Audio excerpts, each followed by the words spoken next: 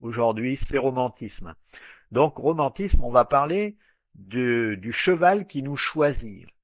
Donc ça, le cheval qui nous choisit, c'est quelque chose qui arrive souvent. Moi, il y a beaucoup de gens qui me racontent ce genre d'histoire.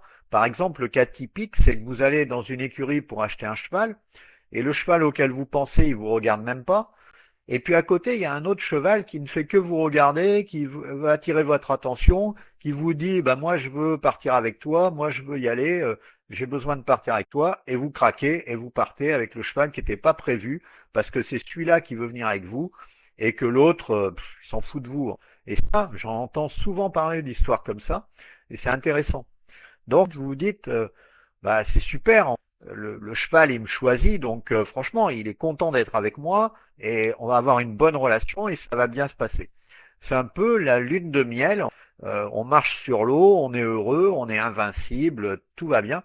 Un peu comme quand on se rencontre entre humains au début, il n'y a que du positif, il n'y a pas de négatif et tout va bien et on se comprend sans se parler. Enfin bref, c'est miraculeux. Mais malheureusement, généralement, ça dure pas éternellement.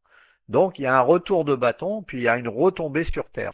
Déjà, la question qu'on peut se poser, c'est pourquoi le cheval il fait ça? Il peut y avoir deux raisons, il peut même y avoir les deux en même temps en réalité. La première, c'est parce qu'il veut être aidé, ce cheval. Il a besoin d'être